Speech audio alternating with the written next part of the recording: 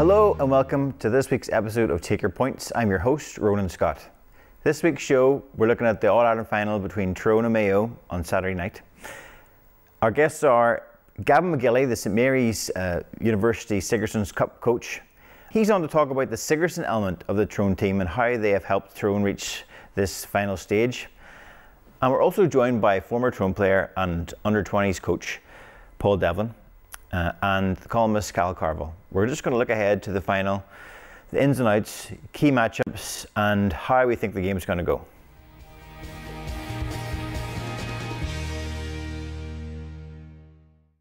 So I'd like to welcome Gavin McGilly from St Mary's into the show. Gavin, I wanted to get you on to talk about the Tyrone contingent that have went through the St Mary's University Sigerson teams, I suppose. But to start, university football is coming back, and I want to know what you thought about that, how important it is to get it back in after the past year of setbacks and stuff with COVID.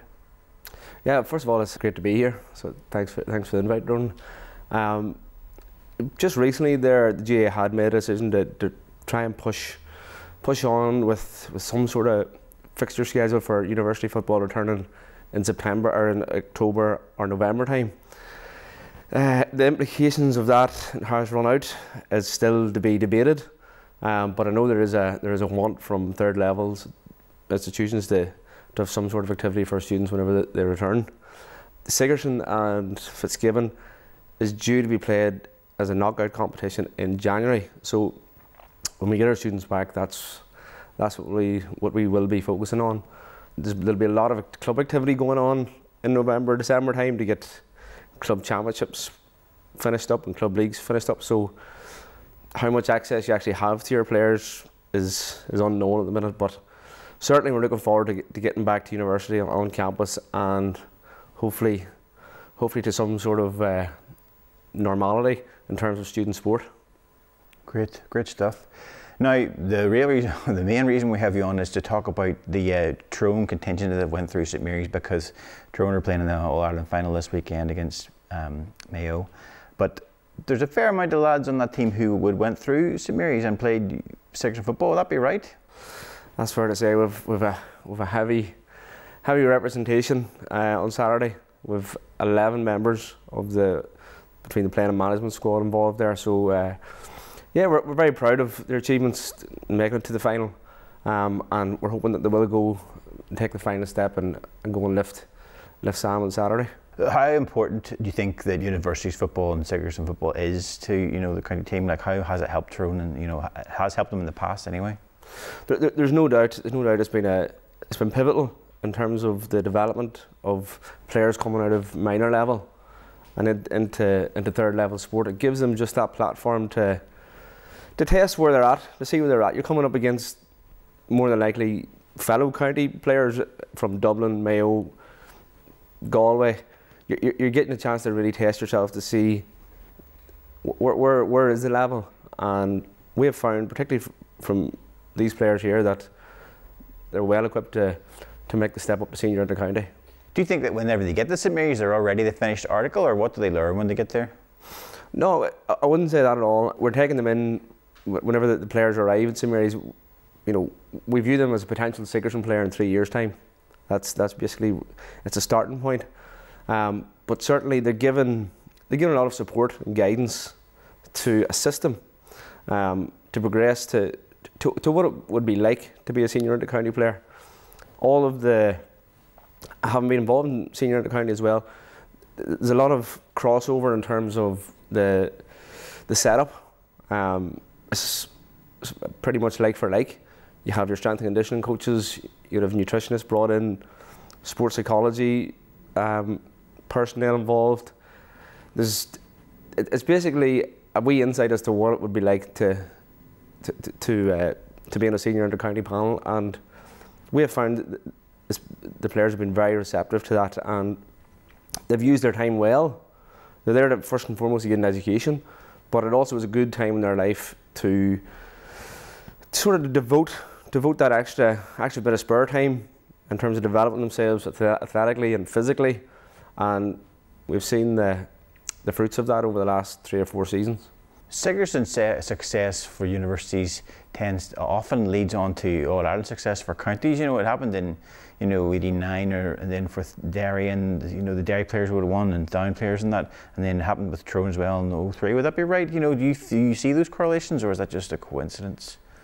I would say that there is a direct correlation to success at Sigerson level, and that's the evidence in that is from our 2017 win. Like, that team was backboned by the players who are now at the forefront of the Tyrone team. You had Conor Meyler as our captain, Cahal, McShane, Kieran, McGeary. There was a strong Tyrone influence there, and for having been working with those fellas, you just know the desire that's in them, that they're not going to stop at a Sigerson Cup. There's another thing in their heads, and I think that's become apparent now that they're really focused on trying to be the next team from Tyrone to win the All Ireland. They're just winners, like they're going to win at whatever they do, whatever competition they compete in, really. And that's in them. They were at the forefront of the under-21 success with Tyrone, with Fergal and Brian in charge, and Peter as well. So they had that belief already that there's nobody as good as them, and that's a requirement.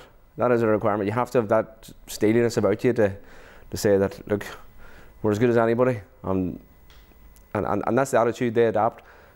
But it's backed up by their preparation and the effort and hard work they put in, and they're not just there by chance. They've worked very hard to get to where they're at now. Looking ahead to this weekend's final, what do you think the key for Tyrone is? Like, what has to happen for them to get across the line? Just sort of going back there, Tyrone with full belief that they can win on Sunday. There's absolute, or on Saturday. There's no doubt about that. A few of the things that they've sort of worked hard at, they're mean defensively. They're hard to score goals against, as Kerry found out. They'll definitely be setting that as a target to say, we keep the goals out here, we have a strong chance. But on the flip side of that, they have finishers. They've been scoring heavier now in the last season than they have been in the past sort of 2 or 3 seasons, and behind all that, they have a strong bench. So they have plenty of pluses, and they'll definitely see this as a great opportunity to go and be the 4th team from the county to go and lift it. Now, what sort of game are you expecting? Like, how do you think Mayo's going to set up, and how do you think Mayo can handle those sort of qualities that Tyrone have?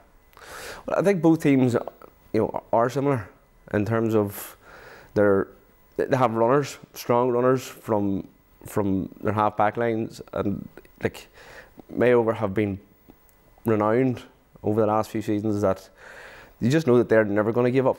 No matter what happens, they're going to be in that game right to the very end. That won't be lost on Tyrone. Mayo will see, they'll see how Tyrone's going to set up and how they set up against Kerry, and they'll be looking at basically how to counteract that. And again, it's very, very hard to deal with 2 or 3 runners coming from deep, which they have. They've high-powered runners in Lee Keegan, Paddy Durkin. They have serious potential from that half-back line, and it's going to be interesting to see how Tyrone deal with that. And do you think, how do you think it's going to go if you're going to call it? I was going to call it, I would give Tyrone the nod by a point or 2, simply because I think they have more finishers. Like you look across their defence from last and what they contributed in the last game, and you've Niall Morgan there as well. In that first half, Kieran McGeary and Frank Burns also could have had points. So they've got scoring power from a lot of sectors of the pitch, and I see that eventually getting them over the line. Plus, they have the stuff on the bench to change it if needed. Good stuff, Gavin. That's great. Thanks for your time. Appreciate it. No problem. That's great, Ronan.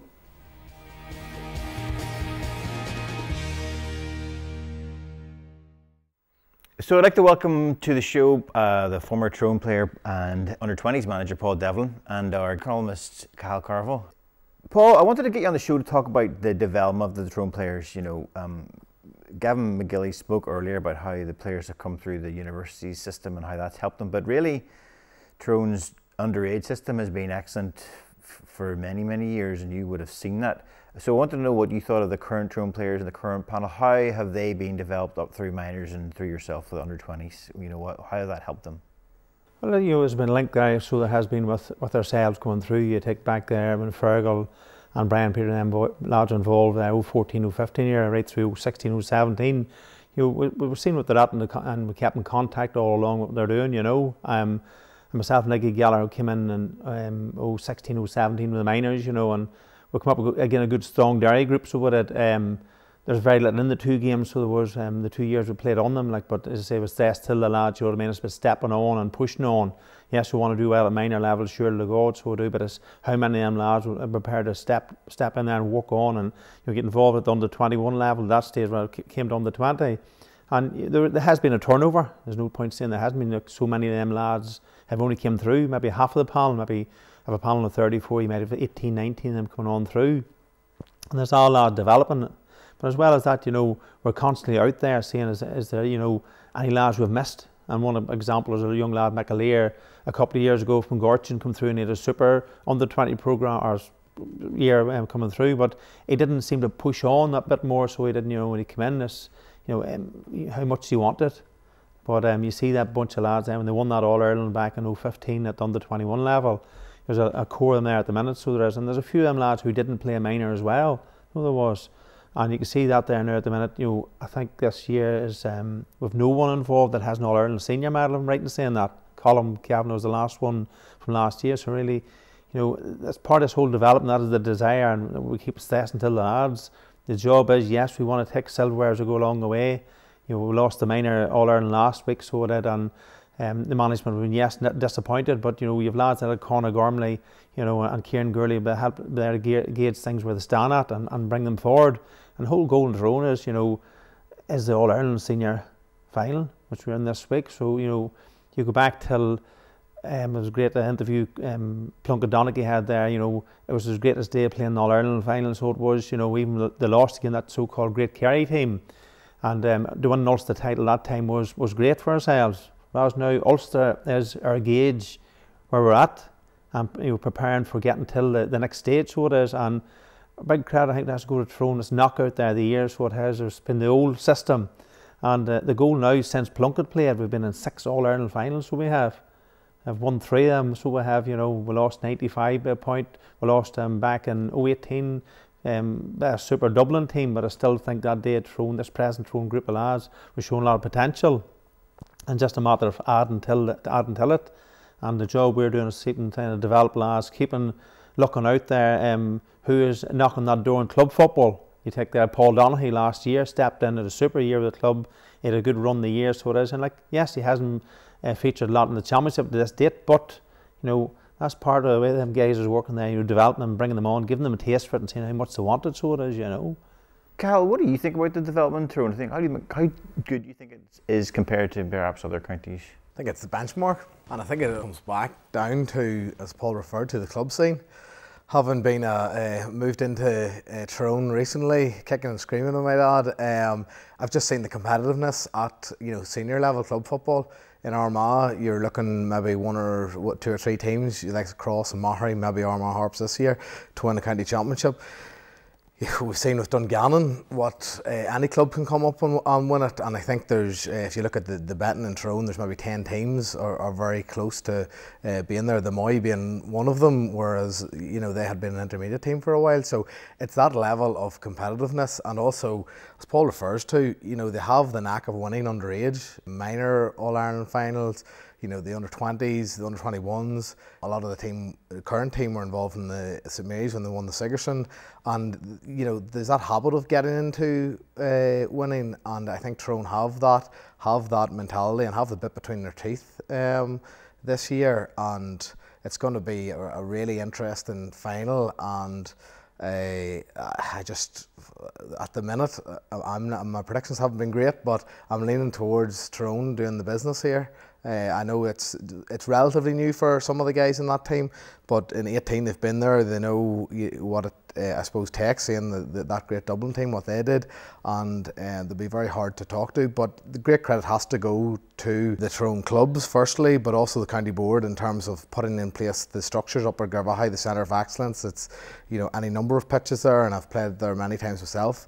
And to bring those players too, because as Paul refers to, it's bringing 2 or 3 really good players in that are willing to make that step from under 20 level now to senior, and to blend into that winning mentality, to bring those medals and that experience along, and to push on those guys that are there. And the competition for places, if you look at even the subs that came on in the semi-final, Dara Canavan, McShane, the difference those boys made. And that's what it's all about, and they're going to need 20, 30 men to push on and win this All-Ireland, and I think that's where maybe Tyrone have the edge over Mayo coming into it. It's the finishers as opposed to the starters. Yeah, it's a good point about the clubs. I always think that the clubs in Tyrone are fantastic, and it's always very competitive. But just to move on, Paul, the semi-final win over Kerry, I suppose most people outside Tyrone didn't think that Tyrone could beat Kerry because of the talk, but what did we learn from that game? What did you learn about Tyrone from that performance? I learned from the performance was, you know, at the start of the year I knew myself there's going to be freshness coming in there with Brian and Fergal, because, you know, knowing the two lads very well, they're going to leave no stone unturned. It's about getting as much as they can out of them lads, and at times you have to take a step back to see where you're at, and that day in Killarney that happened, and there's no way that was going to happen again. There's no way that Kerry is going to get an easy goal chance against Tyrone that day, because there's a lot of desire within the lads to not let each other down, not let a one-on-one situation that you know, to get Kerry a goal that's going to put them on the back foot. And you know, you could see that, so you could with them. They worked hard. You know, when we got back to Garvaghey to Sin on the nights that we're allowed to get back after the COVID scenario, let us get in there. You know, every lad was in there doing the bit. They were working so well together within all the groups that everybody was getting in the chance till train. So it was. So a lot of credit has to go to them up there for the way they handled everything. Did I see Tyrone win the match? Definitely, certainly seen them win the match. So I did. I knew it was going to be tight, but for them to win the game, they had to play with the defensive end that they dealt with. So it is when they hadn't got the ball in their hands. But the big thing that you see with Tyrone the year, you know, when they get up that field, they weren't turning back. There's no going back, you know, to someone who's come to help me. They depend on someone who's going to be there and get on and do the business. That's the difference you've seen this Tyrone team we haven't seen in the last 2 or 3 years. Yes, they would come back in numbers to defend, but as quick as they're back, I think in the first half, our 3 full-backs all scored, so they did. Our goalkeeper scored as well. And you know, it just shows the desire in them. If one of the lads came back in the full forward line to defend, well, he stayed and he got his breather, and he became number 2, and number 2 was the guy going up that field, look at the next score. So, you know, there's a lot of serious ability there in them, so it is. And we're not doubting for one second what Mayo has, but you know, they have a big challenge to stop this Tyrone team, so they have. Yeah, yeah. Cathal, what did you take from the semi-final? What did what did we learn from? What did you learn from Tyrone?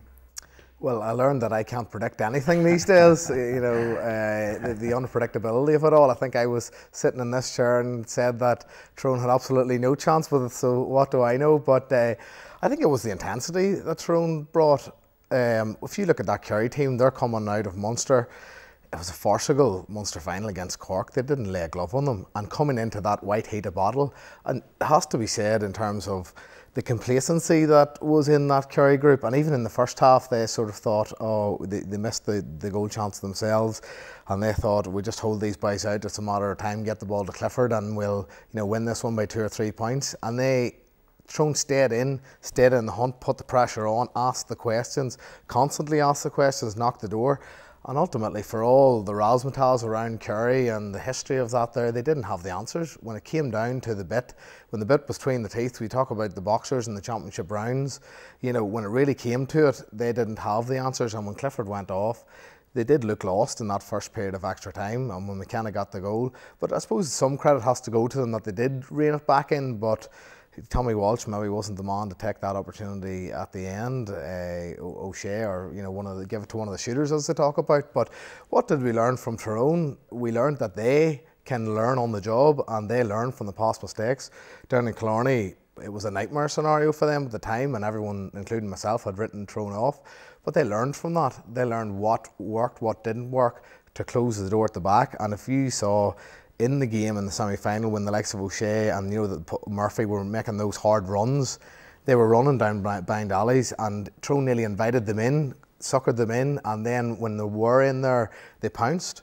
And there was no room for them to breathe, and they were harried and they were pushed. And it's a bit of throwback football to the noughties, what they did to poor old Kerry back then, and also Armagh. But they suckered them in, and Kerry didn't, I suppose, adapt the long, get the ball into Clifford. But I think the way to counteract that, and whether Mayo can do it, will be interesting to see, is that kicking points from distance, not going into that trap that Tyrone set with the likes of Hampsey and McNamee and McKiernan and Petey Hart putting the pressure on in packs. Can they kick the ball over from 40 yards so that they're not going into that trap set?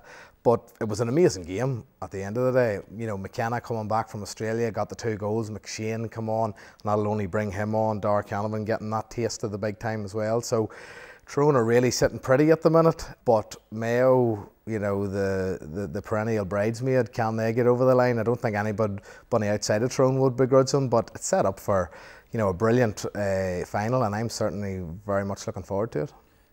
Paul, you said about Kerry, you know, what they had to do with Kerry was they had to make sure they get a goal early on. What do they have to do to stop Mayo? Well, is there what's Mayo going to bring, I suppose, is the question. How do they handle it? Well, Mayo's going to have to start off with, they're going to have a better defence, and Kerry, in my eyes, you know what I mean, lads are going to be more tigerish, lads are going to be there, lads are going to be full of confidence, them defenders, because you mustn't get, you know, they've turned Dublin over, so they've been behind by 7 points at one stage, wasn't it? And they stuck with their guns, so they did. And you watch them after the game, some of the interviews of the Mayo defenders, you know, they done a job, so they did, and they'll be well up and do another job. So as far as they're concerned, they stopped the best team in Ireland, suppose the greatest team in Ireland who ever produced playing Gaelic football, and they're the team that's turned them over. But the only thing is, there's no medals for that. No, there's not.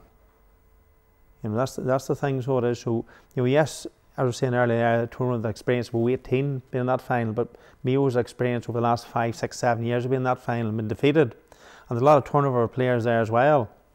At the same time, you still have leaders like Lee Keegan there. You've Kevin McLaughlin there, you know, and he turned it on today. He's a hard lad to watch, so he is. A lot will depend, you know, where they play O'Shea at. You know, if they play him and he holds on to that ball, well, you know, Tyrone are going to eat him up. Oh, they are. They're not going to stand back. They will turn him over every time, so they will. And a lot depends where Mayo play him at, so do, you know. But it's going to be a tough game. A lot of ones I have talking out around there, look, talking about a 50-50 game. It's a hard one to call. No, it is. And you know, it's down till you take the 2 Tyrone goals, and you talk about luck in a game, bounce the ball. Them players had to be in them positions to get their hands on the ball. Like Conor McKenna had to be following in there, so he had the same as Cahal McShane. The time Darragh took the shot, you know, they had to be following in and making your luck. So a lot of that's going to, in the game, in my eyes, the 2 teams we have there is to bounce the ball and who's going to make that bit of luck for themselves and who take that opportunity when it's there. You must not bypass it in All-Ireland final day, because I see when we go back to 95, we had a few chances ourselves and we missed them. Wasn't enough players stepped up in the day, so it's going to take for both teams. Every man at it, and as we were saying early on, Cal was saying early on there, it's the bench. The bench is a massive impact, and knowing myself, a lot of lads on the bench there, and you know, go through the Tyrone football, the competitive edge is there all along. You know, you have Darragh come back from injuries there, and he's deceptive with his speed. His speed is unbelievable, so it is the way he covers the ground. And you take that goal chance we got there, that last time, the one Cahal McShane got. You know, Darragh come out so far, he must have been wouldn't far the 45, just a quick shift of the feet. And he's gone inside, and there's no catching him, so there wasn't. Nothing I'll say on the day, as old fella would probably have put that low into the corner, so there he gave the keeper a chance. That's what the whole talk was, you know. But Tyrone, I think at this stage are in the strongest place they can be, so with their bench and all coming on there, so they have injuries and whatnot clearing up too. Yeah. Cathal, for you, Mayo, what do you see the big danger for them, or coming from them for Tyrone? Well, it's interesting, starting maybe with the management, where Dooher and Logan in there. This is their first, you know, year in the big time, in the All-Ireland final. You know, it's a massive occasion. Obviously, they've done it underage, but it's slightly different when all the bright lights are on you. James Horne's been there before. He's done it before. He's had the you know, what went right and what went wrong in terms of the previous preparations. I have noted that Mayo's, in terms of their access to the media, etc., it's been very much curtailed in terms of what players are talking to media and who says what. And you know, they used to have open training events before All-Ireland finals before, and they've got rid of all that. Maybe learned a wee bit to keep it more in-house. That siege mentality, all of those things add that extra 1% and 2% to it. I think they have a nice blend of you know, youth as well coming in there, which is I think going to add massively to where Mayo are. They don't have the demons from previous years, the likes of Conroy in there, Ruan, and you know, O'Hora in the backs, who's been a revelation with the long hair and the pink boots. And you know, O'Shea, it's a big question mark. I actually think, will he even start?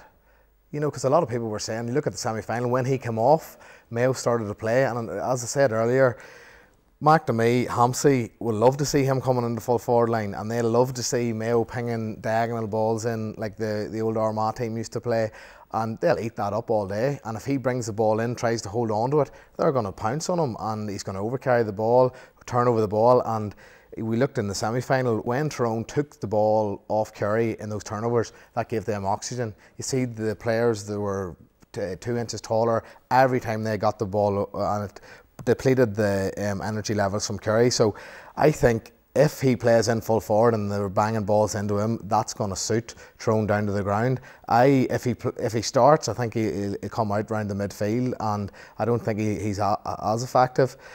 And look at his record in All-Ireland finals. He's been very poor, ultimately against, you know, some of the best defenders that have ever played the game, you know, in his defence. But being captain, all would be a brave decision not to start him. But there are the players there around him, the youthful players that are certainly asking questions. And then we have Lee Keegan in the backs as well. Robbie Henley, I think, is going to be an interesting one. He stepped up in the semi-final, but there's still, in my mind, question marks about him in terms of his kicking, and you know, bringing him up for 45s, he'll want to be hitting everything. And if you get the likes of Matty Donnelly coming in on top of him, or McKenna, they're definitely going to test him there. And there was that toss-up between Henley and Clark going down through the years. And you know, Robbie has had a couple of mistakes in him, and I think that's something that Tyrone are certainly going to target. So there's so many questions, there's so many unknowns, there's so much uncertainty, and these two teams that I think he would have got 45-1 for them both to be in the final. So it makes for a really exciting game, and certainly I can't wait till Saturday. Yeah. Paul, what's the mood like in Tyrone? You've experienced these occasions as a player and as and from outside and as a manager. What's it like at the moment in Tyrone? The tickets is a scenario at the minute. A lot of people there on the move there, texting any word of tickets, and a lot of confidence there in Tyrone. So a lot of pride, you know, all over the county out there in the final. As you can see that there, what is added till the county again.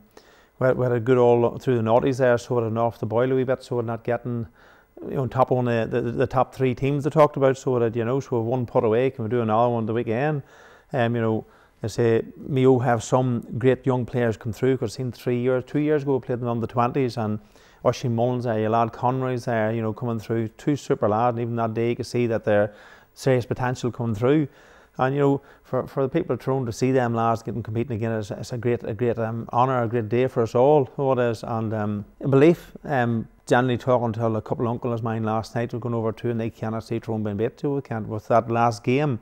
But you know, they have to stress the point of saying to them, but yes, that's grand nice, but you've Mayo, who's in the same situation, who Mayo have sat back and they've watched us playing, so they have now. So people have now started to get the belief in them, so that yes, everything's fallen into place here. Brian Dooher and Fergal looking to get the bits and bobs across to the players, so it is, and there's a serious belief there on it that we can get over the line. But it's a very tough call, so it is on the day for a lot of people. Cahal, just finally, how do you see it going? What do you think you expect the Tyrone win? Well, my predictions haven't been great the past while, but would you believe it or not, I was in Croatia on my honeymoon there 10 days ago, and the guy next to me in the restaurant was Michael Jordan, the NBA player. And then last weekend I was in Bundoran on a stag do, and I was speaking to the equally great Brian McAniff. And both those guys said that Tyrone won't be beat at the weekend, so I'm going to go with what they tell me because they know a whole lot more than me. So I'm going to go for a Tyrone win because if I say anything else, I'll not be allowed back into the way. So Tyrone to win it. Good stuff, good stuff. How can you go against that?